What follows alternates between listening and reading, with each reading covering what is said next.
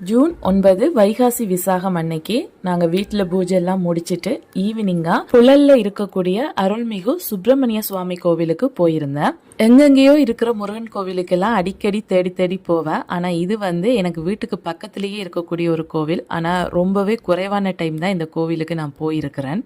நான் போகும்போது கூட்டம் அதிகமாக இல்ல, நேரா போய் சாமி பாக்குற மாதிரி இருந்தது. அதுக்கப்புறம் கொஞ்சம் நேரம் போக போக கியூல நின்னுதான் மக்கள் எல்லாம் சாமி பார்த்துட்டு இருந்தாங்க. கொஞ்சம் கூட்டம் அதிகமாவே வந்துட்டு இருந்தது.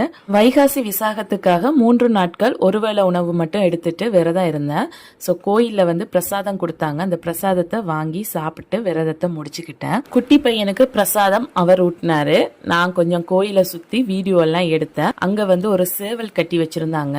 தம்பி அந்த சேவல் கூட கொஞ்ச நேரம் விளையாடிட்டு இருந்தான். அதுக்கப்புறமா வெளியில வந்தோம். டாய்ஸ் கடை இருந்தது. தம்பி அவனுக்கு 2 டாய்ஸ் வாங்கிக்கிட்டான். அதுக்கப்புறமா பக்கத்திலேயே ஒரு சிவன் கோவில் இருக்கும், அங்க போனோம். பையனை பார்த்துட்டு அப்பாவை பார்க்காம வர முடியுமா, சோ அவரையும் பார்த்துட்டு வந்துடலாம் அப்படின்னு போனோம். இந்த சிவன் கோவிலுக்கு நான் நிறைய டைம் போயிருக்கேன். ஏன்னா ஒவ்வொரு பிரதோஷத்துக்கும் இந்த கோவிலுக்கு தான் போவேன். இந்த முருகன் கோவிலும் சிவன் கோயிலும் கிட்டத்தட்ட ஒரே அமைப்பிலேயே அமைஞ்சிருக்கும். பிரதோஷ டைம்ல கூட்டம் அதிகமாக இருக்கும். ஆனா நேத்து கொஞ்சம் கூட்டம் குறைவாக இருந்தது. 64 நாயன்மார்களோட சிலையும் அங்க இருக்கு. கோசாலை கூட அங்க இருக்கு. தம்பிக்கு கொஞ்ச நேரம் அங்க இருக்கிற மாடெல்லாம் காமிச்சிட்டு இருந்தாரு.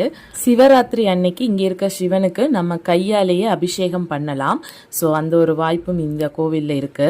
அப்புறமா கோவில்ல கொஞ்ச நேரம் உட்கார்ந்து இருந்தோம். தம்பி அவன் வாங்கிட்டு வந்த டாய்ஸ் எடுத்து வச்சு விளையாட ஆரம்பிச்சுட்டான். அவன் கூட சேர்ந்து நானும் கொஞ்ச நேரம் விளையாடிட்டு இருந்தேன்.